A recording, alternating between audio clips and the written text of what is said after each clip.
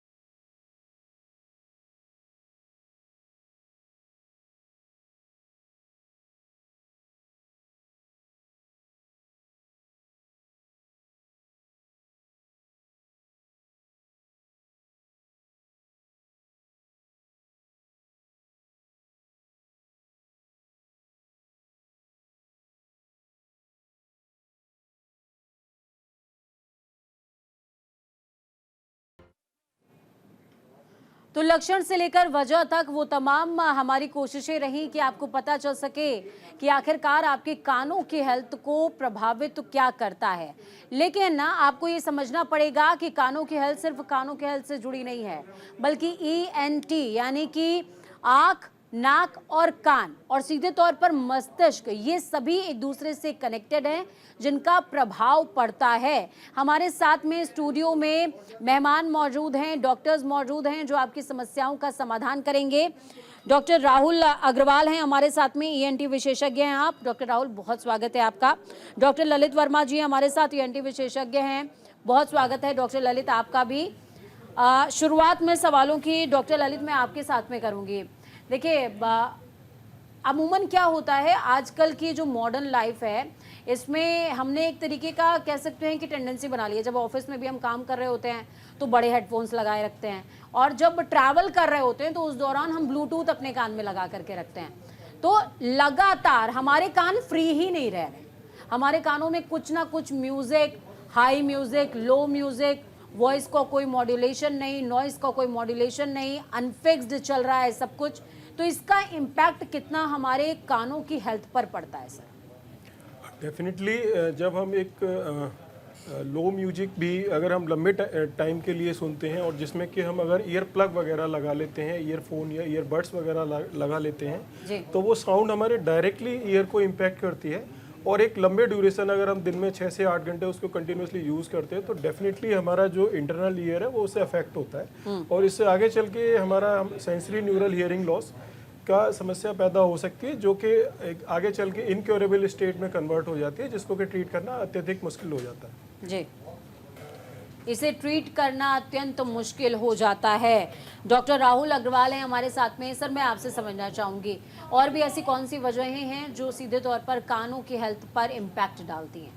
देखिए, जहाँ तक श्रवण शक्ति है, मतलब सुनने की क्षमता है, जैसे आपने एक तो बताया कि भाई ये जो headphones, music system, loud sounds, traffic की आवाज़ें, बड़े भारी हॉर्न आजकल लोग इस्तेमाल करते हैं, सडनली वो हॉर्न आपके कान में आ जाए, पड़ जाए, उसके बाद तो आपके कान को डैमेज कर सकती है। बहुत तरह की दवाइयाँ हैं जो आपके कानों की श्रवण शक्ति को कमज़ोर कर सकती हैं। कई प्रकार के बुखार हैं ऐसे, इवन जैसे कोविड में भी बहुत लोगों को कान की सुनाई की समस्या हो जाती है, मम्स में हो जाती है, साइटोमेगालोवायरस में हो जाती है, और सर में मतलब कान में चोट लगने से भी हो जाता है। अमेज करने वाला है कि दवाइयां भी हमारे कानों की श्रवण क्षमता पर इम्पैक्ट डालती हैं। हाँ जी, बिल्कुल। सबसे कॉमन है पेन किलर्स, जो भी non steroidal anti inflammatory pain killers हैं, वो सारे हमारी कानों की श्रवण शक्ति पे असर डालते सकते हैं। तो इसीलिए उन दवाइयों को बिना सुपरविजन के, बिना डॉक्टर की सलाह से नहीं लेना चाहिए। जैसे कौन कौन से pain killers? Mainly Disprin, Saridon, Brufen, ये सारी ही दवाइयाँ जो आम उमन काउंटर पे मिलते हैं, जितने भी पेन किलर्स, वो सब ही कान की श्रवण शक्ति को नुकसान पहुंचा सकते हैं। अमूमन नॉर्मली अगर हम ऑफिस की बात करें या घर की बात करें तो नॉर्मल फीमेल्स बहुत ज़्यादा पेन किलर्स का यूज़ करती हैं, और इसका उनको इम्पैक्ट भी नहीं पता होगा कि वो उनके कानों पे भी इम्पैक्ट डाल रहा है। देखिए, फीमेल्स में बहुत तरह के कारण होते हैं जिससे उनको सर का दर्द, चेहरे में दर्द रहता है, तो उसका इलाज कराइए। उसका डायग्नोसिस होना कि आपको सर में दर्द, माइग्रेन है, या एटिपिकल फेशियल पेन है, या टेंशन हेडेक है, उनका इलाज कराइए। उनकी दूसरे प्रकार की दवाइयां हैं जिनसे आपका वो सर का दर्द होगा नहीं या ठीक हो जाएगा। तो पेन किलर बहुत इमरजेंसी में खाने की आवश्यकता होती है, और डॉक्टर बताएगा आपको कि भाई कब आपको वो पेन किलर खाना है। अननेसेसरी, अनड्यू उस पेन किलर को नहीं खाना है। बिल्कुल। डॉक्टर ललित, एक सवाल मेरा और भी रहेगा, जो दर्शक शायद सुन रहे हैं उनमें से कई लोगों को ऐसा लगता होगा, जैसे कई होता है कि कई बार हमें जो है इस बात का डाउट रहता है कि हमारे कान बड़े गंदे हैं, कान हमारे बहुत गंदे हैं, और थोड़ी थोड़ी देर में ऐसा लगता रहता है कि कान में ना हमारे कुछ चला गया है, शायद हमारे कान में कुछ चला गया है। तो नॉर्मली हम क्या करते हैं कि ईयरबड जो है वो अपने कानों में, कि अरे कानों में खुजली हो रही है, तो हम अपने ईयरबड से कानों को सहला लेते हैं या कानों को हम साफ करने की कोशिश करते हैं, जबकि कान हमारे फ्रीक्वेंटली हफ्ते में गंदे होंगे या 2 हफ्ते में, महीने में गंदे होंगे, लेकिन हमारी चूंकि आदत पड़ गई होती है तो हम ऐसा कर रहे होते हैं। क्या ये भी हमारे कानों की हेल्थ को इम्पैक्ट करता है? डेफिनेटली करता है। जनरली क्या होता है कि हमारा जो ईयर है और आई है, ये ऊपर वाले ने दो ऐसे ऑर्गन बनाए जो सेल्फ क्लीनिंग ऑर्गन है, जो कि अपनी सफाई खुद कर लेते हैं। कान की हमें क्लीनिंग की ज़रूरत नहीं होती है। ईयरबड तो हाईली हम लोग मना करते हैं कि आप किसी भी कीमत पे ईयरबड को अपने से यूज़ न करें, क्योंकि आपको पता नहीं है ड्रम कहाँ तक, आप ड्रम तक जाते हैं कि नहीं है, अगर कान के पर्दे तक आपकी ईयरबड पहुँचती है तो वो डायरेक्टली आपके ड्रम को रप्चर कर सकती है। साइमल्टेनियसली अगर हम ईयर को बार बार क्लीनिंग करते हैं तो वहाँ पर कुछ फ्री नर्व एंडिंग्स वगैरह एक्सपोज हो जाती है, जिससे कि आपको हमेशा एक फॉरेन बॉडी सेंसेशन जैसा बना रहता है। अगर हम ईयरबड यूज़ करते रहेंगे या कान की क्लीनिंग करते रहेंगे तो वो फ्री नर्व एंडिंग्स एक्सपोज रहेंगे, और हमेशा आपको एक फीलिंग आएगी कि कुछ क्रॉलिंग, जैसे कीड़े चलने की। बिल्कुल डॉक्टर ललित, हम ये उम्मीद करते हैं कि ये जो आपकी सलाह है ये तमाम दर्शक जो हमें सुन रहे होंगे उनके लिए लाभकारी होगी। के बत्रा हमारे साथ कॉलर जुड़ गए हैं। के बत्रा जी, बहुत स्वागत है आपका। अपना सवाल पूछिए, आपके सवाल का जवाब डॉक्टर राहुल अग्रवाल देंगे। हेलो जी, अपना सवाल पूछिए सर। हेलो।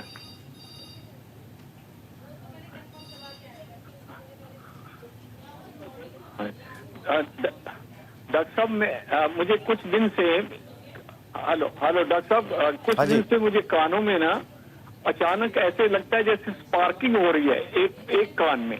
क्या हो रही है? स्पार्किंग जैसा उनको लगता है। जैसे स्पार्किंग टाइप होता है, टिक टिक टिक टिक होनी शुरू हो जाती है, then it stops suddenly, then again it starts. देखिए जो स्पार्किंग जैसी जो जी, सेंसेशन है, के बत्रा जी, आप पहले अपने टीवी की वॉल्यूम को थोड़ा कम कीजिए प्लीज। सर आप अच्छा जी। सॉल्यूशन बताइए जी।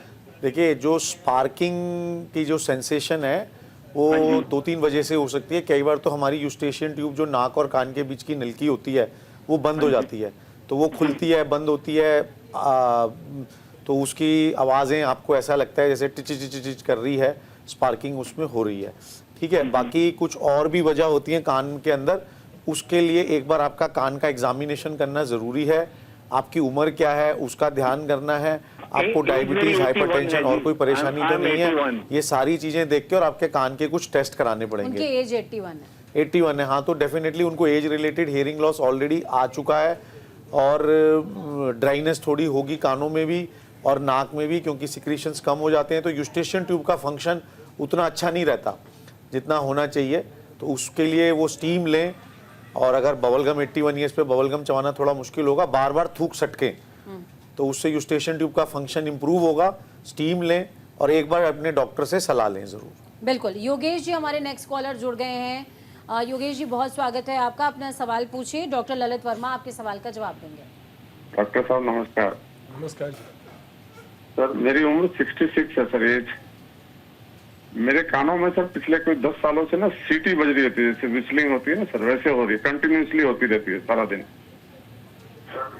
सीटी बजने की समस्या, इसको हम मेडिकल लैंग्वेज में टेनिटस बोलते हैं, और टेनिटस के बहुत सारे रीजंस होते हैं, जिसमें एक हियरिंग लॉस भी एक वन ऑफ द रीजन होता है कि अगर आपका एज रिलेटेड हियरिंग लॉस है तो उसके साथ में भी टेनिटस आ सकता है। बाकी टेनिटस के और भी बहुत सारे कारण होते हैं जिनको कि हम एग्जामिन करने के बाद, एक डिटेल इन्वेस्टिगेशंस एंड एग्जामिन करने के बाद हम डिसाइड करते हैं कि टेनिटस की एक्चुअल वजह क्या है। जनरली इस आप मतलब टेनिटस अगर हो रहा है तो आप ये ना सोचें कि कुछ कान में पड़ गया है या कुछ चला गया है, तो अपने कान को क्लीनिंग वगैरह करें। इससे बेटर होगा कि आप एक बार ENT सर्जन के पास जाएं, उसको अच्छे से एग्जामिन कराएं और समस्या का प्रॉपर समाधान कराएं, तभी इसका ट्रीटमेंट पॉसिबल है। अदरवाइज टेनिटस लॉन्ग अगर रन में अगर छोड़ते हैं तो वो कई बार इनक्योरेबल स्टेट में कन्वर्ट हो जाता है। बिल्कुल। डॉक्टर राहुल, मैं आपसे समझना चाहूंगी। योगेश जी, मैं उम्मीद करती हूँ कि आपको आपके सवाल का जवाब मिल गया होगा। डॉक्टर राहुल, मैं एक सवाल मेरा रहेगा कि अमूमन क्या होता है जब बचपन में दादी होती है, दादी नानियाँ होती हैं, वो अक्सर क्या करती हैं कि बच्चों की श्रवण क्षमता अच्छी हो जाए, उनका जो नाक का फ्लो है वो अच्छा रहे, उनके दिमाग तक। मैंने बचपन में भी देखा है कि हमारे घर में कुछ अगर बच्चे रहे हैं तो दादी नानी ने हमेशा सरसों का तेल या कोई तेल उनके कानों में डालती हैं, नाक में डालती हैं, कि उनका कहना होता है कि दिमाग में जाएगा, उनका दिमाग स्ट्रांग होगा। तो ये भी क्या हम अनजाने में कर रहे हैं और ऐसा नहीं करना चाहिए क्या? ये भी क्या हमारी कानों की हेल्थ को इफेक्ट करता है? ये अभी डॉक्टर ललित ने पहले ही बताया है कि हमारे जो कान हैं ये मेंटेनेंस फ्री हैं। ईश्वर ने इनको ऐसा बनाया है कि ये जो सफाई की प्रक्रिया है ये सब अपने आप चलता है। इवन कान, आपके जो कान का स्ट्रक्चर है वो इस तरह से बनाया गया है ईश्वर ने कि वो आपको तेज आवाज़ों से भी बचाता है। तो उसका अपना एक मैकेनिज्म है, उसको समझने के लिए तो डिटेल्ड उसमें जाना पड़ेगा। पर आप ये समझिए कि कान का हमारा जिस प्रकार की शेप है, जिस तरह से कान का पर्दा है, स्लैंट है, सीधा नहीं होता, अंदर गहराई में होता है, ये सब उस प्रकार से बनाया गया है कि जिससे कि कान बचा रहे और वो अपने आप साफ होता है। कुल मिला के 2 से 3% ऐसे महिला और पुरुष होंगे जिनके कान में कुछ मैल रुक जाता है या कुछ दिक्कत आती है, तो उनको डॉक्टर से सफाई करवानी पड़ती है। अदरवाइज हमें कानों में कुछ भी डालने की, करने की कोई आवश्यकता नहीं होती है। एक टाइम ऐसा था जब हमें समझ नहीं थी, हमें जानकारी नहीं थी और कोई मेडिकल सलाह अवेलेबल नहीं थी। मेरे पिताजी खुद गांव में रहते थे तो वो बोलते थे कि गांव में कोई डॉक्टर नहीं था, तो उस समय पे लोग भाई जो संभव है वो करते थे इलाज अपने आप से ही। उससे कुछ फायदा किसी किसी को होता था, किसी किसी को नहीं होता था, तो वो एक धारणा बन गई है, लेकिन वो धारणा सत्य उस पर आधारित नहीं है। और अमूमन सर एक और विषय रहता है कि जैसे मान लीजिए किसी हम क्षेत्र में हैं जहाँ पर एक सीज़न ऐसा आता है जब रोशनी के आसपास ना बहुत छोटे छोटे से कीड़े घूमने लग जाते हैं, तो कई बार वो कीड़े हमारे कानों के अंदर चले जाते हैं और रह जाते हैं वो कानों के अंदर, तो उसको निकालने के लिए भी हम तेल का यूज़ करते हैं या फिर हम ईयरबड डाल रहे होते हैं, तो देखिए वो उसमें डॉक्टर कैसे साहब ने करें? पहले ही बता दिया कि ईयरबड का इस्तेमाल नहीं करना है, और कोई भी जीवित कीड़ा मकोड़ा कुछ भी आपके कान में चला जाए तो मेडिकली उसे निकालने का तरीका यही है कि पहले उसको मारना पड़ता है, कीड़े को जीवित उसमें उसको निकालना ठीक नहीं रहता, तो उसको मारना पड़ता है। अब उसको मारने के कई तरीके हैं। मेडिकली आप डॉक्टर के पास जाएंगे तो उनके पास कुछ दवाइयाँ होती हैं जो वो आपके कान में आपको लिटा के कान को ऊपर करके उसमें डालेंगे, 2-4 मिनट तक वेट करेंगे तो कीड़ा मर जाएगा और फिर उसको निकाला जाएगा। आप ये थोड़ा सा मान सकती हैं कि जो लोग तेल का इस्तेमाल कर रहे हैं वो भी यही कर रहे हैं कि वो तेल भर देंगे, कीड़ा मर जाएगा, फिर वो जो चलना और जो वहाँ काट रहा है वो आपके कान में या कुछ दिक्कत कर रहा है वो बंद हो जाती है। लेकिन उसे निकलवाना तो पड़ेगा, वो उसे खुद नहीं निकाल पाएंगे, उसे निकलवाना तो पड़ेगा। लेकिन तेल डालने के लिए इसलिए मना करते हैं कि आपको नहीं पता आपके कान में ऑलरेडी कोई समस्या हो जो कि तेल डालने से और बढ़ जाए। किसी के कान के पर्दे में छेद है, अब उसके कान में कीड़ा चला गया और उसने तेल डाल लिया, तो वो तेल छेद के थ्रू उसके अंदरूनी कान में भी चला जाएगा, जहाँ पे उसको फिर इन्फेक्शन, बड़ा जबरदस्त इन्फेक्शन हो जाएगा। तो डॉक्टर भी कोई भी जो डालेगा दवाई वगैरह वो एक बार एग्जामिन करके डालेगा कि भाई कान में लग रहा है और ये क्या इमरजेंसी है कि और कोई तरीका नहीं है, पहले ये कीड़ा निकालना पड़ेगा, उसके बाद फिर सारा एग्जामिनेशन करके पूरे कान की सफाई करना और उसको पैकिंग करना या दवाई उसमें भरना जो कि उसमें डैमेज हुआ है उससे इम्प्रूव करना, ये सारा कुछ करना पड़ेगा। ठीक है डॉक्टर ललित, मैं आपसे पूछना चाहूँगी, देखिए अमूमन देखिए भी सुप्रीम कोर्ट की गाइडलाइंस आई थी, उन्होंने बोला कि जो लाउड स्पीकर्स हैं उन्हें उतार दिया जाएगा, तो क्या अब हम इंडिया की जब बात कर रहे हैं तो यहाँ खुशी हो या गम हो, हर चीज़ जो है वो शोर से जुड़ी हुई है, वो ध्वनि से जुड़ी हुई है, तो क्या वो जाने अनजाने हमें सीधे तौर पर उसकी जो मॉड्यूलेशन है वो हमें इम्पैक्ट कर रही है, एक पर्टिकुलर फ्रीक्वेंसी है जो हमारे कानों के लिए सूटेबल है क्या?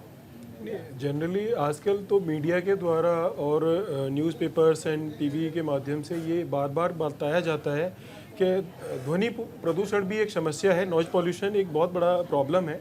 नॉइज पॉल्यूशन से हमें बचना चाहिए, ये हमारे ईयर्स को डेफिनेटली डैमेज करता है, हमारे नर्व डेफनेस क्रिएट करता है। कई बार loud sudden loud noise exposure होता है, जैसे पटाखे की आवाज़ होती है, कोई ट्रक का टायर फट जाता है या कोई फायर करता है, उस कंडीशन में भी सडन नॉइज इतना हाई डेसिबल का नॉइज होता है कि वो हमारे पर्दे को डैमेज करते हुए कई बार हमारे इंटरनल ईयर्स के ऑर्गन्स को भी डैमेज कर देता है। तो loud music and loud sound definitely हमारे ईयर्स को बहुत सीवियरली अफेक्ट करता है, तो जितना हो सके हमें इससे बचना चाहिए। और आजकल मीडिया के द्वारा इतना ज़्यादा पब्लिसाइज किया जा रहा है कि नॉइज पॉल्यूशन प्रॉब्लम है, दैट मीन्स प्रॉब्लम्स है, we have to save our ears, our brain also, it can also affect our brain, so definitely it is a big issue and we have to manage accordingly. ठीक है, doctor Raman Verma हमारे साथ में जुड़ गए हैं। Doctor Raman Verma, बहुत स्वागत है आपका, आप असिस्टेंट प्रोफेसर हैं ENT लोक नायक।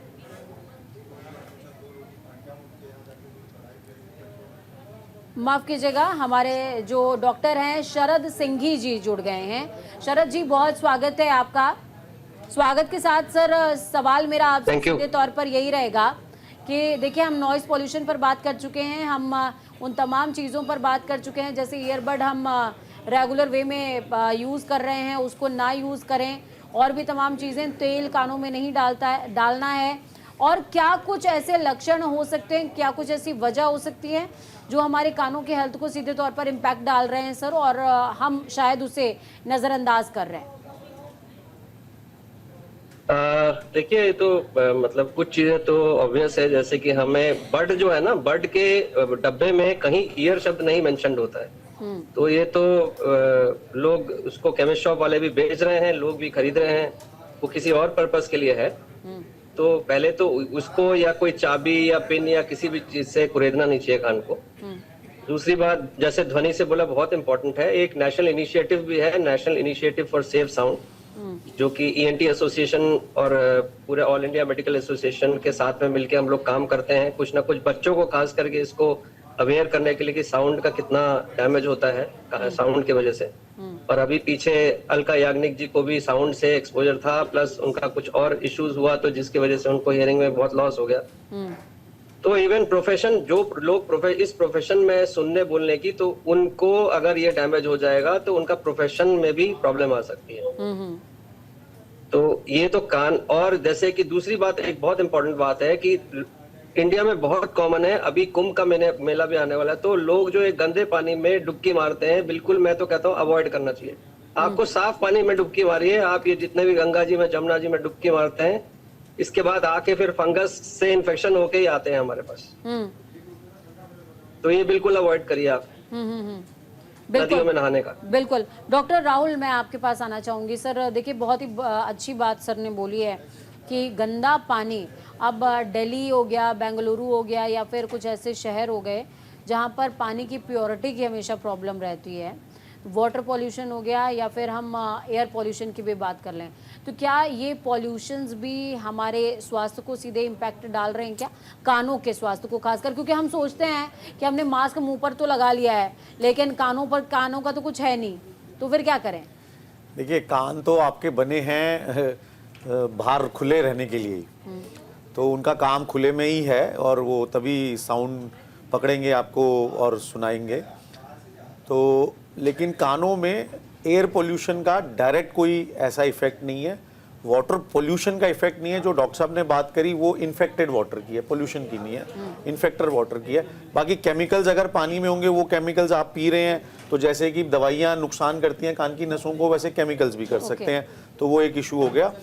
लेकिन मेन प्रॉब्लम साउंड पोल्यूशन की है। केमिकल से सर यहाँ पर आप क्या कहना चाहते हैं? जैसे फैक्ट्री पोल्यूटेंट्स हैं, बहुत सारी चीजें हैं, बड़े हार्ड केमिकल्स हैं, मेटल्स हैं, हार्ड मेटल्स पानी में डाले जाते हैं, बहुत सारे मेटल्स हैं, मरकुरी, आर्सेनिक, ये सब कानों के लिए हानिकारक हैं। तो वो अधिक मात्रा में हम सेवन कर रहे हैं तो उसमें दिक्कत आएंगी, आपके कानों की श्रवण शक्तियों में, और उसमें दिक्कत आएगी। वो केवल कान में नहीं, आपको बहुत सारे शरीर के हिस्से में उसका असर आएगा। लेकिन जो मेन चीज, अगर आप कानों की बात करें पर से, तो साउंड पोल्यूशन आएगा। एयर पोल्यूशन की बात करें तो नाक में और सांस लेने में जो दिक्कत आएगी, उससे आपको प्रॉब्लम होगा। और जो वाटर पोल्यूशन है, उससे आपको दस्त लगना या पेट की समस्याएं, वो सारी परेशानियां ज्यादा आएंगी। कान के लिए मेनली साउंड पोल्यूशन है। इवन हॉर्न्स की भी गाइडलाइंस हैं कि आपका हॉर्न इतनी ज्यादा तेज से नहीं हो सकता। और जितनी भी कई कंपनी, देशों में तो सर ऐसा कर दिया गया है कि गाड़ियों को हॉर्न फ्री कर दिया गया है, कि उसमें हॉर्न्स ही नहीं है। एक्चुअली क्या है कि कई देशों में क्या है कि जब आप गाड़ी चला रहे हैं तो बहुत सुन्नाटा है और दूर दूर तक कुछ नहीं है, और वहां पे कुछ लोग रहते हैं, तो जब आप हॉर्न बजाते हैं वहां पे वो बहुत तेज बजता है, तो वो एक समस्या है। तो उन्होंने हॉर्न फ्री कर दिया। इवन आप रात को गाड़ी चलाते हैं तो बिपर यूज करना है आपको, हॉर्न नहीं बजाना होता आपको। बिपर लाइट फ्लैश करके अपना रास्ता मांगना है और सामने वाले ड्राइवर को इंडिकेट करना है। लेकिन ये सब रूल मानने की बात है कि इंडिया में तो अब आप हाईवे पे चला रहे हैं तो गाय भी आ जाएगी, भैंस भी आ जाएगी, और आदमी भी आ जाता है, तो आप हॉर्न का इस्तेमाल आप करेंगे, लेकिन वो एक लिमिट में करना है। लोग बदलवा लेते हैं हॉर्न। सारी कंपनियां एक स्टैंडर्ड मापदंड से हॉर्न लगाती हैं अपनी गाड़ियों में जो अलाउड है, लेकिन लोग उसको हटा के हाई वॉल्यूम और हाई प्रेशर हॉर्न्स लगवा लेते हैं, जो कि बैंड है एक तरीके से, कि भाई वो नहीं यूज कर सकते। क्योंकि आगे वाले, मान लो मेरा गाड़ी का शीशा बंद नहीं है या मैं टू व्हीलर पे हूँ और वो हॉर्न आपने बजाया और वो सीधा मेरे कान में पड़ा, तो मेरी हियरिंग लॉस हो सकता है। Any sound which is 90 decibels and above can damage your ears. ठीक है सर, वक्त यहाँ पर एक छोटे से ब्रेक का है। ब्रेक के उस पार लगातार सवालों के जवाबों का सिलसिला लगातार जारी रहेगा। तो अगर आपके भी हैं कोई सवाल तो बिल्कुल थोड़ा सा करना है आपको इंतज़ार, फ़ोन तैयार रखिए और नंबर टीवी स्क्रीन पर फ्लैश हो रहे हैं, उन नंबर्स को डायल कीजिए, क्योंकि विशेषज्ञ हमारे साथ स्टूडियो में भी मौजूद हैं, ऑनलाइन भी जुड़े हुए हैं, जो आपकी समस्याओं का समाधान करेंगे।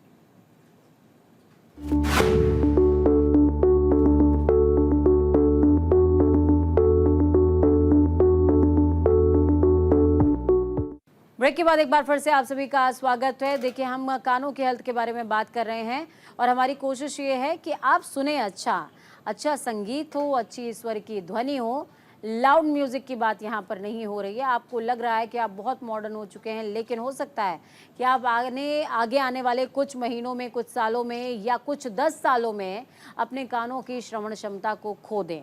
तो ऐसा अगर आप नहीं चाहते हैं तो आपको फ़ोन उठाना है और अपनी तकलीफ़ हमें बताना है, ताकि आपके सवालों का आपको जवाब मिले, आपका परिवार स्वस्थ रहे, आप खुश रहें। स्टूडियो में हमारे साथ डॉक्टर राहुल अग्रवाल हैं, ENT विशेषज्ञ हैं, डॉक्टर ललित वर्मा हैं, ENT विशेषज्ञ, डॉक्टर शरद सिंह जी हमारे साथ जुड़े हुए हैं, ENT विशेषज्ञ। एक बार फिर से आप तीनों का ही स्वागत। सवाल मेरा डॉक्टर ललित वर्मा से रहने वाला है। सर, मैं आपसे समझना चाहूँगी, तमाम दर्शक इस समय हमें देख रहे हैं, अभी कुछ देर पहले डॉक्टर राहुल अग्रवाल ने हमें बताया था कि अगर हम पेन किलर्स को ज़्यादा से ज़्यादा कंज्यूम कर रहे होते हैं तो वो हमारे सीधे हमारी जो हियरिंग पावर है उसको इम्पैक्ट डालता है। तो क्या कुछ और भी ऐसी चीज़ें हैं जो सीधे तौर पर हमको इम्पैक्ट डाल रही हैं रोज़मर्रा के जीवन में, जिन्हें हम नज़रअंदाज कर रहे हैं? कई बार हाइपरटेंशन की भी मेडिसिन होती हैं, hypertensive medicine, anti hypertensive medicine हैं जो कि डायरेक्टली इम्पैक्ट करती हैं, जिसे कि अगर हमें कोई मेडिसिन लेना है तो हमें डॉक्टर से कंसल्ट करना चाहिए। कुछ ट्यूबरक्लोसिस की मेडिसिन होती हैं या कुछ और न्यूरोलॉजिकल मेडिसिन होती हैं जो कि हमें दी जाती हैं, या पेन किलर्स भी लंबे टाइम के लिए दिए जाते हैं। तो हमें ये अपने फिजिशियन से कंसल्ट करना चाहिए, क्या मैं इनको लंबे टाइम के लिए ले सकता हूँ, इससे कोई मेरे ईयर पर डायरेक्ट इम्पैक्ट तो नहीं है। तो जितना जल्दी हो सके, अगर कोई हियरिंग डैमेज आता है, हियरिंग लॉस आता है, तो जितना जल्दी हो सके एक ENT सर्जन से या ENT फिजिशियन से जाके अपना ऑडियोमेट्री टेस्ट कराएं और ये फाइंड आउट करें कि उन्हें कोई अर्ली लॉस या अर्ली हियरिंग डैमेज का कोई सिम्टम है कि नहीं है। डॉक्टर शरद जी, डॉक्टर शरद, आप इसमें कुछ ऐड ऑन करना चाहेंगे सर? है जो काफी फ्रीक्वेंटली, जैसे कि पेन किलर्स हो गए, कुछ जो करते हैं, नुकसान करते हैं, और इसमें कुछ लोग होते हैं जो कैंसर का ट्रीटमेंट करवा रहे हैं, तो उसमें भी कुछ एक दवाइयां होती है जो कान को सीधा करती हैं। प्लस ब्लड प्रेशर को कम करने के लिए कुछ मेडिसिन हैं जो हमारे यूरिन के थ्रू पानी को बॉडी को निकालते हैं, डायूरेटिक्स बोलते हैं। तो वो भी, अगर कई बार ये होता है, देखा गया कि डायूरेटिक्स के साथ में आप कुछ एंटीबायोटिक्स दे रहे हैं या उसके साथ में कुछ और मिला के दे रहे हैं, तो काफी ज्यादा मात्रा में बढ़ जाती है ये हियरिंग लॉस की समस्या। और कई बार क्या होता है कि हियरिंग लॉस नहीं आता, सिर्फ हमारे को कान में कुछ सीटी सी बजती है, कुछ आवाज सा आता है, that may be early sign की कुछ हियरिंग लॉस का कुछ हो सकता है प्रॉब्लम। डॉक्टर राहुल अग्रवाल, क्या आपने अभी हेयर डाई का जिक्र किया था जी, जो एनिलीन डाइज आती हैं, हाँ, बाल काले करने के लिए बहुत लोग यूज करते रहते हैं।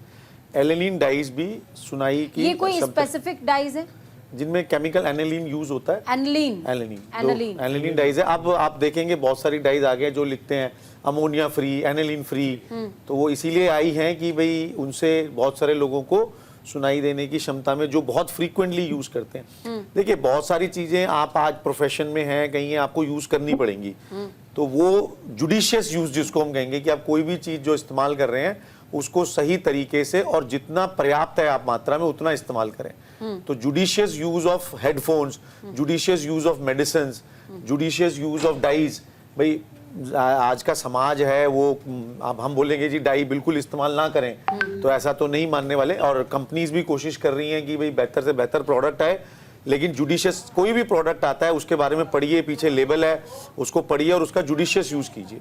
बिल्कुल। डॉक्टर ललित, मैं आपके पास आऊँगी सर। देखिए, मैं अगर अपने प्रोफेशन की बात करूँ तो मैं यहाँ पर बोल रही हूँ, इसके लिए भी मेरे पास मशीन है ताकि दर्शक मुझे सुन पाए, लेकिन मैं अपनी टीम की कमांड सुन पाऊँ इसके लिए मेरे कानों में हेडफोन लगा हुआ है, जिसके थ्रू मैं कमांड उनकी फ्रीक्वेंटली सुन रही हूँ। अगर वो कुछ मुझे कमांड दे रहे हैं या किसी दर्शक कॉलर को मुझे जोड़ना है या कोई अन्य कमांड, कुछ भी कमांड देना है। कई सारे ऐसे लोग हैं जो हमें देख रहे होंगे दर्शक, वो इसी तरह की फील्ड से जुड़े हुए होंगे, जिनको कान में प्रोफेशनली उनकी ज़रूरत नहीं है, लेकिन प्रोफेशनली उनको जो है वो लगा करके ईयरपीस को रखना है, तो वो क्या करें? इस कंडीशन में देखिए, जनरली गाइडलाइंस हमारी यही कहती थी 80 to 90 डेसिबल की जो साउंड है वो हम 6 से 8 घंटे एक्सपोज हो सकते हैं। अगर हमारा एक्सपोजर उससे ज़्यादा है तो जितना हो सके हम स्पीकर का यूज़ करें। स्पीकर एक ऑप्शन हो सकता है, अगर हम जितना यूज़ कर सकते हैं तो स्पीकर के अलावा हमारे पास कोई दूसरा ऑप्शन नहीं है, क्योंकि अगर हम ईयरबड या ईयरफोन्स वगैरह जो कि डायरेक्टली सारी की सारी साउंड को आपके ईयर में ट्रांसमिट करता है, वो डेफिनेटली डैमेज करेगा अगर हमारा एक्सपोजर 6 से 8 घंटे के लिए है एक दिन में। बिल्कुल।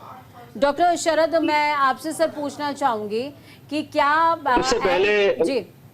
उससे पहले मैं एक चीज ये पॉइंट करना चाहूँ, थोड़ा सा इसमें डिफरेंस है ऑफ ओपिनियन कि ये जो सिंपल रूल है 60 for 6, मतलब 60 डेसिबल 6 आवर्स तक अलाउड है। 80 अगर 80 डेसिबल चला जाता है तो उसका टाइम फ्रेम बहुत कम हो जाता है, क्योंकि एक लॉगरिथमिक वैल्यू है। तो 60 डेसिबल्स है वो 6 से 8 घंटे ठीक है। ठीक है सर। सर मैं ये भी आपसे समझना चाहूंगी कि ऐसे प्रोफेशन में जो लोग हैं जिन्हें भाई आवाज़ के बीच में रहना ही है या उनके कानों तक सीधे आवाज़ जा ही रही है, तो उनके लिए क्या कुछ ट्रीटमेंट के ऑप्शंस हैं या कुछ ऐसा आपका कह सकते हैं आपकी प्रिस्क्रिप्शन है कि भाई ये तो तुम्हें करना ही करना है, आप ऐसा करो ही करो, कुछ टाइम के बाद अपने आप को एग्जामिन कराओ ही कराओ? अलग अलग फ्रीक्वेंसीज में कितनी आपकी हियरिंग थ्रेशोल्ड है वो पता चल जाती है, और प्रॉपर एक साउंड प्रूफ रूम में प्रॉपर एक ऑडियोलॉजिस्ट से करवाना चाहिए। क्योंकि इंडिया में क्या है कि झोला छाप और दुकान तो बहुत खुले हुए हैं, लेकिन प्रॉपर एक डॉक्टर से सलाह करके पहले कान दिखा के, कई बार वैक्स होता है तो फॉल्स आ जाता है, तो कोई भी ऐसा इशू नहीं है, उसको रूल आउट करके और फिर एक हियरिंग टेस्ट साल में एक बार होना चाहिए। इन लोग जो ऐसे प्रोफेशन है जो साउंड से ज्यादा प्रोटेक्टेड, वो मतलब एक्सपोज्ड, और किसी को अगर प्रॉब्लम हो गई तो और फ्रीक्वेंटली करवाना चाहिए टेस्ट। बिल्कुल, अगर किसी को कोई प्रॉब्लम है तो उसे फ्रीक्वेंटली टेस्ट कराना चाहिए। डॉक्टर राहुल, आप क्या कहेंगे सर? देखिए, एक समस्या और बहुत बड़ी है, जैसे हमारी उम्र बढ़ती है हम हाई फ्रीक्वेंसी साउंड्स पहले लूज करते हैं सुनना, और जितना भी मोबाइल, हेडफोन्स जो भी आप इस्तेमाल कर रहे हैं, इन सब में साउंड नॉर्मल फ्रीक्वेंसी के बजाय हाई फ्रीक्वेंसी में आती है आपके कान में, जो आप पहले से ही कुछ कम सुनते हैं। थोड़ा बहुत आपकी कमी, जैसे मैं 40 साल से ऊपर का हूं तो वो हाई फ्रीक्वेंसी लॉस मुझे पहले से ही कुछ है। अब उसके ऊपर अगर मैं हेडफोन से सुनने की कोशिश करूंगा, वो ऑलरेडी हाई फ्रीक्वेंसी पे टीवी, हेडफोन्स, रेडियो, ये सब हाई फ्रीक्वेंसी पे साउंड्स आती हैं, तो मुझे इनका वॉल्यूम हाई करना पड़ेगा क्योंकि मैं इन फ्रीक्वेंसी को ऑलरेडी कम सुनता हूँ। तो ये भी एक समस्या है। तो ये आप देखेंगे कि आप वॉल्यूम धीरे धीरे तेज होता जाएगा आपका, और सारे मोबाइल्स पे एक वार्निंग आती है कि भाई इससे ज्यादा आप तेज आवाज नहीं सुनेंगे, तो वो इसीलिए है वार्निंग। तो ये चीज जो है हमें बहुत ध्यान रखनी है, बच्चों को भी प्रेरित करना है कि भाई हेडफोन्स का कम से कम इस्तेमाल करें। आपके लिए जो सबसे बड़ी जो प्रोफेशनली कंपल्शन है यूज करने का, वो जैसे ही अपने ऑफिस से निकलें हेडफोन्स को त्याग दें, शांत बैठें, अपने घर में भी आवाज का जो वॉल्यूम्स हैं उनको नीचे लाएं, ताकि आपके कानों को एक भाई 8 घंटे आपने काम किया है हाई वॉल्यूम में, अब कम से कम आप 8 घंटे सोएंगे तो 16 हो गए, और 8 घंटे जो आपके और हैं उसमें आप इतनी तेज आवाजों के बीच में ना जाए, एनवायरनमेंट रहे। डॉक्टर ललित, एक विषय और ये अमूमन मैं भी फेस करती हूँ, जब भी हम प्लेन में होते हैं या कहीं हम बहुत ऊंचाई पे जा रहे होते हैं, तो क्या होता है कि हम ये देखते हैं कि हमारे कानों की जो श्रवण क्षमता है वो कुछ ऊपर नीचे हो रही होती है। वो ऐसा क्यों होता है? क्या ये भी कान से रिलेटेड कोई प्रॉब्लम है? अमूमन मैं अपना आपको एक्सपीरियंस बताती हूँ। मैं जब प्लेन में होती हूँ तो उस दौरान ऐसा होता है कि जब प्लेन बहुत ज़्यादा ऊंचाई पे चला जाता है तो मैं कुछ टाइम के लिए, मुझे ऐसा लगता है कि मुझे सुनाई देना कम हो गया है, और फिर उसके बाद जब मैं नीचे आती हूँ तो उसके कुछ मिनटों बाद या 10 से 15 मिनट के बाद वो ऐसा लगता है कि वापस से मेरी श्रवण क्षमता आ गई है। तो ये क्यों होता है? ये जो भी हमारे प्लेन होते हैं, ये प्रेशराइज्ड एयरक्राफ्ट होते हैं। तो प्रेशराइज्ड एयरक्राफ्ट में पहले उसमें प्रेशर बिल्डअप किया जाता है। जैसे आप जब प्लेन में एंटर कर रहे होते हैं तो आपको एक आवाज़ भी आ रही होती है, और जब प्लेन फ्लाई करता है तो उसका प्रेशर एटमॉस्फेरिक प्रेशर से बढ़ा दिया जाता है, जिससे वो इजीली फ्लो कर जाता है। फ्लोट करने के लिए जब ये प्रेशर जब हमारे ईयर को, ड्रम को पुश करता है, तो ड्रम हमारा अंदर की तरफ पुश हो जाता है, और जब हम माउथ ओपन करते हैं तो सडनली क्लिकिंग वगैरह की साउंड्स आती है। क्लिकिंग वगैरह की साउंड आती है तो उस कंडीशन में क्या होता है कि हमारा जो यूसेशन ट्यूब है वो सडनली लॉक हो जाता है। कई बार जब सडनली लॉक हो जाता है तो उसमें ईयर पेन भी हो सकता है। कई बार आपको ऐसा लगेगा कि कुछ ढक्कन जैसा लग गया है, जैसे ब्लॉक सेंसेशन आता है। और जब आप लैंड कर जाते हैं तो प्रेशर इक्वलाइज हो जाता है। जब प्रेशर इक्वलाइज हो जाएगा, नॉर्मल प्रेशर हो जाएगा, तो धीरे धीरे वो यूसेशन ट्यूब खुलती है। इसीलिए जनरली जो क्रू मेंबर्स होते हैं आपको सिप्स ऑफ वाटर्स या च्युइंगम वगैरह देते हैं, जिससे कि आपका यूसेशन ट्यूब ब्लॉक हो गया वो खुल जाए और आपका प्रेशर इजीली इक्वलाइज हो जाए, जिससे कि वो प्रॉब्लम जो है आपकी सॉर्ट आउट हो जाएगी। जी डॉक्टर शरद, मैं आपके पास आऊंगी। सर, सवाल मेरा सीधे तौर पर एक जिक्र को लेकर के होगा कि क्या न्यूबॉर्न बेबी जो होते हैं, न्यूबॉर्न बेबी के लिए भी कुछ पर्टिकुलर साउंड फ्रीक्वेंसी है जो घर में सेटल डाउन करके रखनी चाहिए और उनको हाई नॉइज से बचाना चाहिए? नहीं, न्यूबॉर्न बॉर्न बेबी तो डेफिनेटली हाई नॉइज से बचाना चाहिए, लेकिन उनके लिए खास ऐसा कुछ नहीं है। लेकिन हाँ, ये चीज है कि न्यूबॉर्न बेबी हो या कोई भी हो, अगर हमें कोल्ड कफ है तो हमें अवॉइड करना चाहिए फ्लाइट, मतलब एयर ट्रैवल अवॉइड करना चाहिए, क्योंकि अगेन जब कोल्ड होता है तो हमारा यूस्टेशन ट्यूब ब्लॉक हो जाता है या काम नहीं करता है। तो या तो कुछ मेडिसिन लेके या नेजल ड्रॉप्स वगैरह कुछ डीकंजेस्टेंट होते हैं वो लेके जाइए, वरना आप एयर ट्रैवल अवॉइड करिए जब आपको कोल्ड है। और न्यूबॉर्न्स के लिए ऐसा कोई स्पेसिफिक नहीं है, क्योंकि न्यूबॉर्न्स की तो सारी फ्रीक्वेंसी ठीक ही है, वो तो अभी अभी दुनिया में आए हैं, बट ऑब्वियसली उनको तेज आवाज से बचना है, उनको भी बिल्कुल। सर, यहाँ पर आपने जिक्र किया कि अगर किसी को सर्दी जुकाम है तो वो एयर ट्रैवल से अपने आप को बचाए, तो ऐसा क्यों है सर? Yes. क्योंकि कई लोग ऐसे होंगे जो हमें इस समय सुन रहे होंगे और जिनका काम होगा कि वो डेली उनको आना है जाना है, वो एक शहर से दूसरे शहर जा रहे हैं, मीटिंग्स के लिए कुछ लोग जा रहे हैं या वीकली जा रहे हैं, तो उनको कभी तो उनको जुकाम फिर या है तो कोल्ड की कुछ डीकंजेस्टेंट्स ले लेना चाहिए, मेडिसिन या नेजल ड्रॉप्स वगैरह कुछ डाल लेना चाहिए। नहीं तो अगर यूस्टेशन ट्यूब ब्लॉक हो जाता है, नेगेटिव प्रेशर हो जाता है, तो ईयर ड्रम के पीछे लिक्विड आ जाता है पूरा, और वो कान ब्लॉक पूरा परमानेंटली प्रॉब्लम हो जाती है, हेयरिंग लॉस, उसका मेडिसिन से सेटल हो जाता है, नहीं तो इवन सर्जरी करके उसको ड्रेन करना पड़ता है। तो ये बहुत इंपॉर्टेंट है बात। कई बार और डैमेज हो जाता है कि मतलब कई बार जो सडन कोल्ड है और आपको सडन जैसे फ्लाइट नीचे आई, खास करके इंटरनेशनल फ्लाइट्स में, क्योंकि वो बहुत ज्यादा हाइट पे होती है, तो वो बहुत जो सडन चेंज इन हाइट होता है उसी वजह से यूस्टेशन ट्यूब ब्लॉक होता है, ठीक और है। खास करके कोल्ड वाले पेशेंट्स को ज्यादा होता है। ठीक है सर। डॉक्टर राहुल अग्रवाल, मैं आपसे पूछना चाहूँगी सर। सर देखिए, यहाँ पर सर्दी जुकाम का तो जिक्र कर दिया हमने, हेयर डाई का जिक्र कर दिया, क्या खाने में भी कुछ ऐसी चीज़ें हैं जो अवॉइडेबल होनी चाहिए? जैसे फैट के लिए नॉर्मली बोला जाता है आप जंक फूड को अवॉइड कर लो, या फिर क्या कान की हेल्थ के लिए भी कुछ ऐसे फूड हैं जो हमें अवॉइड करने चाहिए? ऐसा कोई खास नहीं है। केमिकल्स, प्रिजर्वेटिव्स बहुत तरह के हैं केमिकल्स जिनमें होते हैं जो कि आपको ओवरऑल ही डैमेज करते हैं, तो वो केमिकल वाले फूड आपको चेक करने चाहिए कि आपको नहीं खाने। अल्कोहल बहुत ज़्यादा नहीं, पर बहुत ज़्यादा मात्रा में दिक्कत करता है। Smoking yes can damage your ears.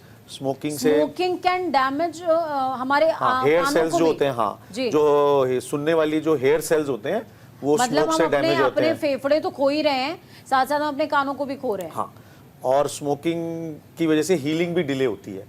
जो भी आपको कान में डैमेज हुआ है उससे हीलिंग डिले होती है, क्योंकि यूस्टेशन ट्यूब जब आप स्मोक कर रहे हैं, जो वो एयर है वो आपके यूस्टेशन ट्यूब के थ्रू आपके कानों में, नाक में, फेफड़ों में सब जगह जाती है। कान, नाक, गला, ये भी आपका एयरवे का ही पार्ट है। जो सांस लेना भी नाक से ही सांस लेते हैं, यूस्टेशन ट्यूब भी सांस से चलती है आपकी, तो कानों का जो मिडिल ईयर है वो भी सांस से ही ड्रेन और वेंटिलेट हो रहा है। तो ये सब हमारे एयरवे का पार्ट है। तो नाक की जितनी भी समस्याएं वो कान पे असर डालेंगी, गले की जितनी समस्याएं वो कान पे असर डालेंगी। तो खाने में आप ठंडी, खट्टी, सॉस, चटनी, अचार, सिरका ये सब खाते हैं तो आपका गला खराब होता है, उसका सीधा सीधा कान में दर्द होना, यूस्टेशन ट्यूब ब्लॉक हो जाना, कान भारी हो जाना, इस पे असर आएगा। आपको एलर्जी है तो यूस्टेशन ट्यूब पे असर आएगा, कान भारी रहेंगे। अब एलर्जी है, आप स्मोक कर रहे हैं तो यूस्टेशन ट्यूब हील नहीं होगी, वो खुलेगी नहीं, आपके फेफड़ों के साथ साथ नाक में दिक्कत बढ़ेगी, नाक में दिक्कत बढ़ेगी, कान में बढ़ेगी। जी डॉक्टर शरद, आप इसमें कुछ ऐड ऑन करना चाहेंगे सर?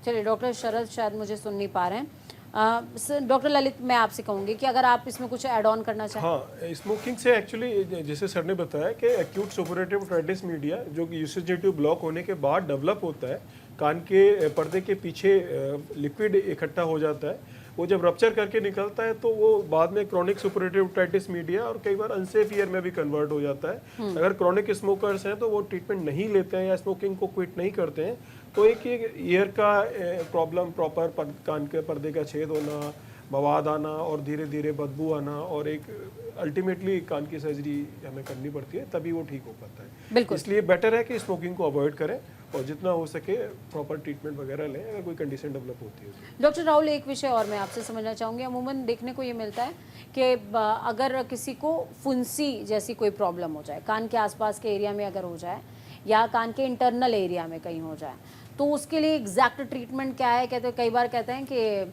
घर के डॉक्टर ज़्यादा भारी हो जाते हैं। देखिए, फुंसी अगर आप सीधी सीधी बात करें तो उसको भाषा में बोलेंगे बाल तोड़ी होता है। हेयरी स्किन का इन्फेक्शन है, बैक्टीरियल इन्फेक्शन है, और कान में फुंसी बहुत ही ज़्यादा पेनफुल होती है, बर्दाश्त के बाहर दर्द होता है। तो उसका देखिए मैं इलाज बता दूंगा, लेकिन वो इलाज आपको लेना डॉक्टर से ही है। हाँ, उस समय पे आपको कान की सिकाई, जो घरेलू इलाज है, सिकाई कर सकते हैं कान की सामने और पीछे। सीधा कान पे सिकाई नहीं करनी, कान के सामने और कान के पीछे गर्म सिकाई कर सकते हैं। कान को पानी से बचा के रख सकते हैं टेम्परेरीली, जब तक आप डॉक्टर को दिखा नहीं पा रहे। तो पैरासीटामोल की टैबलेट आप जो है नॉर्मल काउंटर्स पे मिलती है, आप वो ले सकते हैं।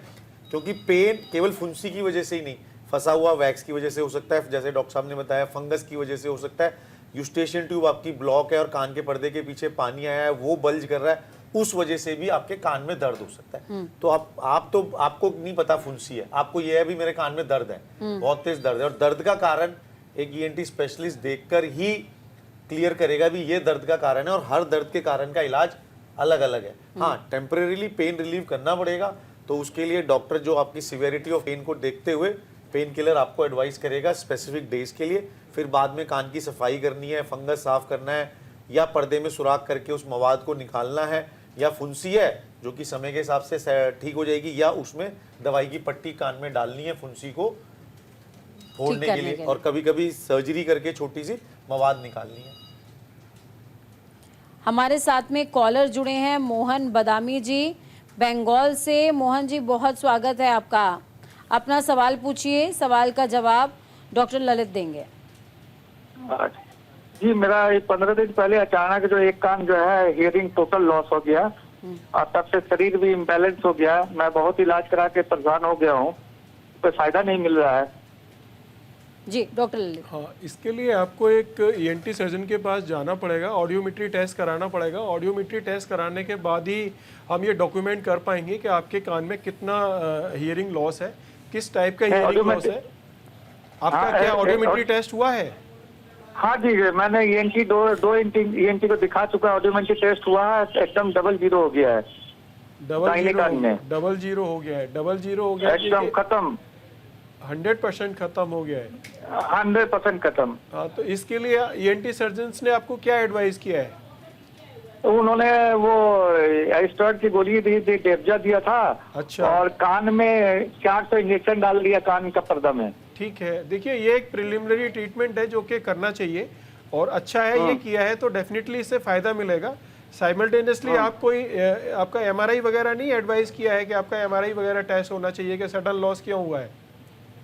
हाँ, ब्रेन एमआरआई तो बोला था, लेकिन वो बोले कि पहले हम लोग ये इसको क्योर कर लेंगे तब उसमें जाएंगे। नहीं, आप वो भी साइमल्टेनियसली करा सकते हैं, वो तो ट्रीटमेंट आपका ठीक है कि ये कान के पर्दे के अंदर भी स्टेरॉइड का मेडिसिन दिया है और आपको वैसे भी दिया है, तो ठीक है। बाकी हाइपरबैरिक थेरेपी होती है, वो आई थिंक अवेलेबल नहीं है हर जगह, कुछ बड़े सेंटर्स में ही है हाइपरबैरिक ऑक्सीजन थेरेपी जो सडन हियरिंग लॉस में दिया जाता है अगर सेंसरी न्यूरल हियरिंग लॉस है तो आपका। तो आप डॉक्टर्स की सलाह मानिए, और बेटर है कि आप एक अर्जेंटली एमआरआई करा के अपने डॉक्टर से सलाह लीजिए। अच्छा, मेरा मन सही लौट जाएगा तो ये क्या है हियरिंग? देखिए, अगर अभी इमीडिएट लॉस हुआ है तो डेफिनेटली आपको फायदा मिलेगा। बिल्कुल। और ये शरीर जो इम्बैलेंस हो गया, हाँ, इम्बैलेंस हो गया है तो उसके लिए भी वो लोग मेडिसिन देंगे आपके लिए, वो धीरे धीरे सेटल हो जाएगा आपका। अच्छा, ओके। बिल्कुल मोहन जी, हमें ये उम्मीद है कि आपको आपके सवाल का जवाब मिला होगा, और आपके लिए एक अच्छा रास्ता आप खोज पाएंगे ताकि आपको आपके नुकसान की भरपाई भी हो और आप स्वस्थ भी हों। बहुत शुक्रिया हमारे साथ जुड़ने के लिए। ओके। तो मोहन बदामी बंगाल से जुड़े हमारे साथ में। डॉक्टर शरद हमारे साथ जुड़ गए हैं वापस से। डॉक्टर शरद, मैं आपसे समझना चाहूँगी, सर मैंने जिक्र लगातार डॉक्टर ललित कर रहे थे बहुत सारी चीज़ों का, और खाने पीने की भी कुछ चीज़ों के उन्होंने बात करी थी, तो क्या आप इसमें कुछ चीज़ें ऐड ऑन करना चाहेंगे जो हमसे शायद स्किप हो रही हैं?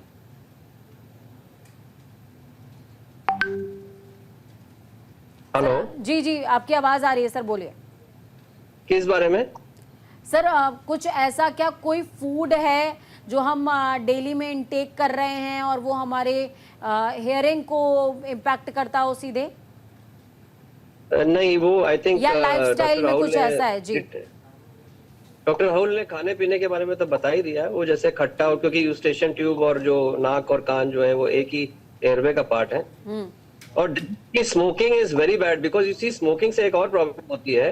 मैं कोई भी अगर पेशेंट टोबैको ले रहा हो या स्मोकिंग कर रहा हो तो उसकी मैं ईयर सर्जरी नॉर्मली अवॉइड करता हूँ, इवन नोज सर्जरी अवॉइड करता हूँ। क्योंकि क्या होता है कि कान में जब हम ग्राफ्टिंग करते हैं, पर्दे में छेद की जब सर्जरी करते हैं तो हीलिंग होती है सेल्फ हीलिंग से, मतलब ब्लड सप्लाई से। तो जो स्मोकर्स ज्यादा स्मोक जो करते हैं उनकी जो छोटे छोटे ब्लड वेसल्स हैं वो काम नहीं कर रहे होते हैं, तो नहीं हो पाती। कई बार ग्राफ्ट टेकअप नहीं होता तो फेल हो जाता है सर्जरी।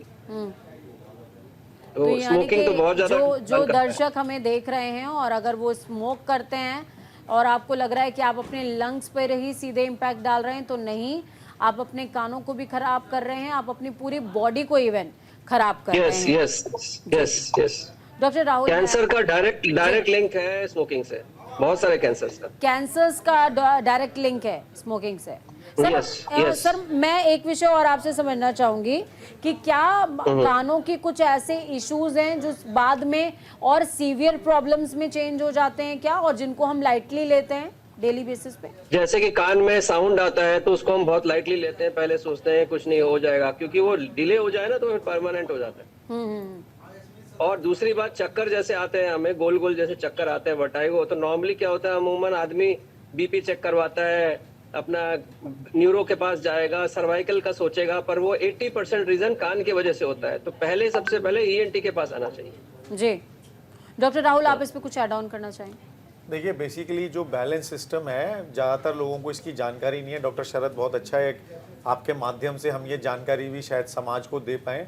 जो बैलेंस डिसऑर्डर्स हैं, यानी कि वर्टाइगो, गिडीनेस, चक्कर आना, एक खास प्रकार के चक्कर जब हमको लगता है कि या तो हमारा शरीर डिफरेंस कैसे पहचाने? या तो आपको ऐसा लगता है कि हमारा शरीर घूम रहा है, या आपको लगता है कि आपकी सराउंडिंग्स घूम रही हैं, या आपको लगता है कि आप बैलेंस में नहीं है, कि आप गिर जाएंगे, या आप हिल रहे हैं। तो ये जो चीजें, ये बैलेंस डिसऑर्डर्स हैं। और ये बैलेंस डिसऑर्डर का, जैसे डॉक्टर साहब ने कहा, 80 to 90% रीजन कानों में होता है। क्योंकि जो बैलेंस ऑर्गन है आपके शरीर के, वो कान है। कान दो काम करते हैं, सुनाई और बैलेंस। वेस्टिबुलर सिस्टम जो पूरा है वो कानों में स्थित है, और कानों से जाके वो सेरिबेलम को सिग्नल देता है। तो दिमाग और कान, दो चीज सीधे सीधे उसमें इन्वॉल्व हैं। और 80% बैलेंस डिसऑर्डर्स का रीजन कानों में होता है, 10-20% का ब्रेन में होता है। बाकी बहुत रेयर बीमारी हैं जिनमें सर्वाइकल और कुछ और इश्यूज होते हैं, लेकिन अधिकांश लोग जब उनको बैलेंस डिसऑर्डर्स होते हैं जो कि कानों की वजह से हैं, कान के स्पेशलिस्ट के पास बिल्कुल आखिरी में आते हैं, बहुत देर के बाद, जब वो सब कुछ करा लेते हैं। और जब फिर उनको बाय द वे कोई सलाह दे देता है, यार मैंने कान वालों को दिखाया था, ये तो नहीं पता कि कान वालों को क्यों दिखाया था, पर मेरे चक्कर ठीक हो गए। तो आप भी कान वालों को समझिए। तो कान दो काम हमारे करते हैं, बैलेंस एंड हियरिंग, दोनों। तो बैलेंस डिसऑर्डर्स भी जिनको हैं, चक्कर आते हैं, या उनको लगता है कि भी मैं गिर जाऊंगा, या गिर जाते हैं, तो वो या तो दिमाग के डॉक्टर से इलाज होगा या कान के। और या जिनको घुमेरी, जो हम लोग बोलते हैं घुमेरी, तो अगर घुमेरी आ रही है, वो 90% कानों का ही इशू है, और कान के डॉक्टर को दिखाएंगे, बड़ा सरल इलाज से वो ठीक हो जाते हैं, बिना दवाइयों के। बिल्कुल। सर, डॉक्टर ललित, मैं आपसे समझना चाहूँगी, देखिए कई बार ऐसे होता है नॉर्मली हमारी लाइफ में, जैसा कि चक्कर आने का जिक्र तो डॉक्टर राहुल ने भी कर दिया, डॉक्टर शरद ने भी कर दिया, जिसको हम अवॉइड करते हैं। लेकिन क्या एक सर्टन एज के बाद हमें ईएनटी या फुल बॉडी चेकअप को रेगुलर कर देना चाहिए? जैसे क्योंकि अगर हम दुनिया में जी रहे हैं तो सीधे तौर पर 3 ऑर्गन्स हमको सीधे तौर पर इम्पैक्ट डालते हैं। वो हमारी आंखें हैं, कान है और हमारी नाक है, और बाकी तो पूरी बॉडी है ही है जिसकी हेल्प से हम कर रहे हैं। लेकिन कौन सा एक सर्टेन एक पीरियड ऐसा है जिसके बाद हमें अपनी बॉडी चेकअप को रेगुलर कर देना चाहिए, और खासकर ईएनटी को? जनरली पहले हम एक जनरल बॉडी चेकअप की बात करते थे, तो पहले हम जनरली बोलते थे कि आफ्टर 50 साल के बाद आपको एक एनुअल हेल्थ चेकअप कराना मस्ट है। लेकिन अब ये घट के 40 आ गए। अब ज़्यादातर लोगों को हम एडवाइस करते हैं कि 40 के बाद भी आप एक एनुअल हेल्थ चेकअप कराएं, और ईएनटी एग्जामिनेशन भी उसका एक पार्ट होता है जो कि उसके साथ में किया जाता है, जो कि आई थिंक मस्ट है और करना चाहिए। अगर आप कोई ऐसा प्रोफेशनल हैजार्ड है जिसमें आपका नॉइज एक्सपोजर है, उस कंडीशन में हमें ईयर ऑडियोमेट्री टेस्ट वगैरह कराना चाहिए, जिससे कि हमें कोई अर्ली लॉसेस वगैरह आ रहा है तो हम उसको टाइमली डिटेक्ट कर पाते हैं। बिल्कुल। डॉक्टर शरद, आप क्या प्रिस्क्राइब करेंगे सर? मैं भी यही बताऊंगा कि 40 साल के बाद, हाँ, और अगर कोई आप साउंड से खास करके साउंड से एक्सपोज, अच्छा आजकल डीजे वाली बहुत पार्टीज, सब पार्टी में डीजे होता है। मैं अभी अभी एक पार्टी से लौट रहा हूँ तो वहां पर भी डीजे था, इतना साउंड था और इतने यंग लोग घूम रहे थे वहां आसपास। तो मुझे तो लग रहा था बहुत सारे लोगों को धीरे धीरे ये साउंड, पहले ही हियरिंग एड लग जाने वाला, क्योंकि इसका इलाज नहीं होता कोई। जो ये साउंड से जो कान में डैमेज होता है, it is a preventable cause, क्योंकि एक बार हो गया तो हियरिंग एड ही लगता है। ये सर्जरी से, दवाइयों से नहीं ठीक होता। डॉक्टर राहुल, आप क्या बोलेंगे? देखिए, आप अपना ये इंडिविजुअल है, 40 साल डेफिनेटली एक एज है जब आपको लगता है कि बीमारियां आने लगती हैं, तो आपको कराना चाहिए, but it is more individual. जो लोग कॉशियस हैं, मैं मैक्स में जैसे प्रैक्टिस करता हूँ तो वहाँ पर हमारे पास बहुत यंग बच्चे भी 22-25 साल के आ रहे हैं जो अपना रेगुलर हेल्थ चेकअप कराते हैं, क्योंकि उनके परिवार में शायद एक है, उनके पेरेंट्स भी कराते हैं, तो वो भी अपना जल्दी कराने लगे। It is more individual, but yes 40 years is definitely a age कि आपको अपना एक जनरल रूटीन चेकअप और साल में एक बार अपने कान की ऑडियोमेट्री और ENT checkup, clinical checkup ENT का, और उसमें एक ऑडियोमेट्री इंक्लूड होना चाहिए डेफिनेटली। और अपने कानों का ध्यान रखना ये तो सभी के लिए अच्छा है, उसमें कोई चलते चलते एक सवाल मेरा और रहेगा, चूंकि अब मैं वाइंड अप की तरफ जा रही हूँ। डॉक्टर राहुल, ये सवाल मेरा आपसे ही रहेगा। कई बार ऐसा होता है कि जो ईपी है या फिर मतलब ईयरपीस हम जो यूज़ कर रहे हैं, कई लोग एक यूज़ कर रहे होते हैं, उसका क्या इम्पैक्ट है? ये थोड़ा सा ट्रिकी सवाल है। एक्चुअली कान जो है हमारा वो भारी है, जैसे हमारी ये स्किन है, ऐसे ही कान की स्किन है। बट कान की स्किन, अब जैसे आप ये तो धो लेते हैं, रोज साबुन से साफ कर लेते हैं, हाथ धो लेते हैं, तो ईयर पीस आप कॉमन यूज कर सकते हैं, लेकिन फिर आपके पास स्पिरिट स्वैब्स होने चाहिए। एक जने ने यूज किया तो उसको स्पिरिट स्वैब से आप क्लीन करें और फिर यूज करें, तो क्लीनिंग उसकी जरूर होनी चाहिए, नहीं तो आपके कान में फंगल इन्फेक्शन है तो दूसरे के कान में भी हो जाएगा। बिल्कुल। चलिए, बहुत शुक्रिया आप सभी का हमारे साथ जुड़ने के लिए और तमाम सवालों के जवाब दर्शकों के देने के लिए। देखिए, हमारी कोशिश रहती है कि इंडिया हेल्दी रहे, आपकी फैमिली हेल्दी रहे, आप हेल्दी रहें, इसीलिए हम हर शनिवार और हर रविवार ये शो लेकर के आते हैं जिसमें हम आपके सवालों का जवाब देते हैं, ताकि आपके मन में है अगर कोई संशय तो उसका समाधान जितनी जल्दी हो जाए उतना अच्छा है। वक्त यहाँ पर एक छोटे से ब्रेक का। ब्रेक के उस पार खबरों का सफर लगातार जारी रहेगा। हमें दीजिए अनुमति, हर शनिवार और रविवार हम आपके सामने ऐसे ही और विषय लेकर आते रहेंगे।